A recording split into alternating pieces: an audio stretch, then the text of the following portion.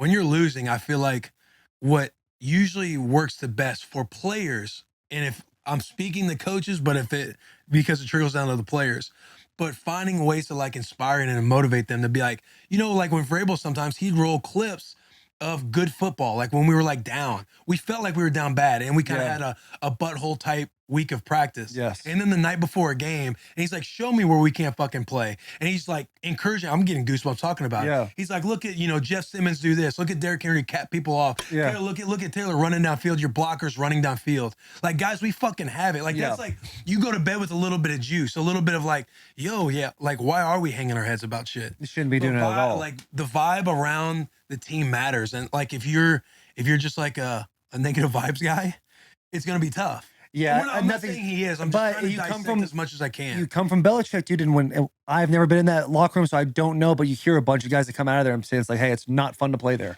Like you're strictly there to win championships, and that's it." Now a lot of fans are sitting there being like, "Yeah, that's why you're supposed to be there." Right. That's why we pay you money. That's why we pay you money. You got to win championships, and I get that. But it's a fucking physical game. It's an emotional game. It literally drains the shit out of you. Like every single season I've ever played of football, like. At the end of the year, as soon as the season's done, I get sick for like a week because you're just like so emotionally drained. So it makes it a little bit easier, like you're talking about when Vrabel's putting those clips on. The guys are, hey, look what we're doing right. This is good. Now it's a totally different situation for the Titans now because they're on a 5-game win streak. And so how do you kind of sit there and say, hey, boys, like let's stay humble. Let's separate now. Like this is all about separation from everybody else. Let's keep that train going, which I think Vrabel does a really good job of. His presence in front of a room is, I mean, of all the coaches you've seen, of all the coaches I've seen, is probably number one. Vrabel commands the most presence. Yes. Like there's obviously pros and cons to every coach, but Vrabel is like, anywhere I go, I'm like, yo, Vrabel has a 30-minute team meeting to start every day. Yes. Which I felt like we could have benefited from being in Washington and seeing all the stuff that happens and things that like leak through the cracks. Yeah. It ended up affecting the team. Vrabel does a good job addressing pretty much all this stuff. And I'm not even talking about headlines. Like there might be a headline, but the man just does a good job of like, we're starting every day. We're going to be a team. We're going to call out bullshit. We're going to talk about things. Right. We're going to talk positives, negatives. We're going to do all that from each and every day, from a game aspect, from a practice aspect, everything, keys, vision, everything. I feel like he's done the best at that from anybody I've been around. And the biggest win to all of that is this team walks in, a bunch of individuals walk into a room and reset every single day. And now we know what the mission is, what are the keys to victory, and how are we all on the same page to win this game by doing X, Y, and Z. Mm-hmm. He does that. He puts you in the room, 8 o'clock, every single day, dude. Wednesday, Thursday, Friday. You are in that meeting room. Buttholes are tight because he's going to ask you questions. He's going to ask you hard questions, and no one's exempt except for maybe Derek.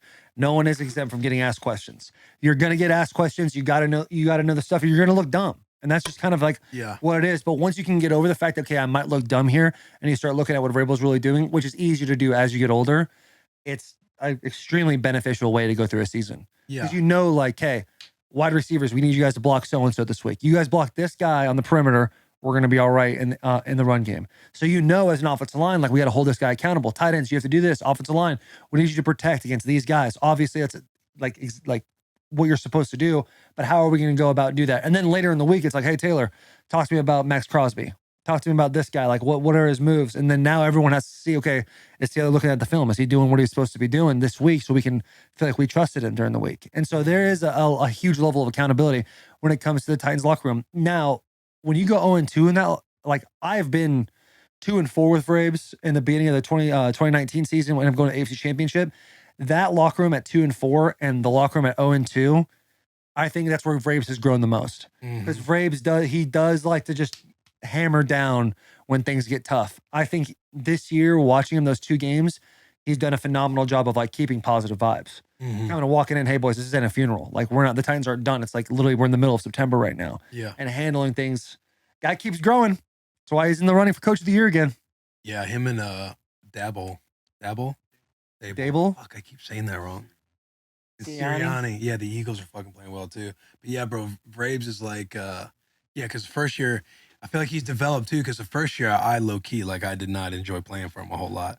But then the second time, also, the first year you were there, elaborate on that, because guys are walking in the locker room like, I fucking hate Mike Vrabel. Yeah, I hated him. like, I would get in my truck and be like, "Fuck, I can't believe I gotta go put in another day." Like, those are times when you start thinking about, like, retirement for real. You're like, "Man, do I even wanna do this shit anymore?" Like, Yeah. 'cause I'm starting my day just in a bad headspace. It's like, "Fuck, what's gonna happen today? Like, what's gonna get bitched about today?" type of thing. Like, I did not enjoy driving into the facility compared to, like, years past or teams past, and that's why it's like the vibe does matter because there's so many variables that go into just winning a football game on Yeah. Sunday. But yeah, and then fast forward to 2019, it was like way different. And then obviously it feels different now. I haven't played for him this year or last year, but like you can just tell it's a lot different from when it was the first year. The first year, like dudes did not really fuck with him a whole lot. No, no one fucked with Mike Vrabel his first year. But I totally get it. Like Yeah, he came in like a wrecking ball, like really trying to figure out who wants to be a part of it and who wants to get the fuck out. correct. Like It's like a new coach weed in out the week. college. Yeah. New coach in Mhm. college. Like those winter workouts are gonna be the hardest winter workouts of your life. We're gonna find out who really wants to play football and who really doesn't want to play football. Mhm.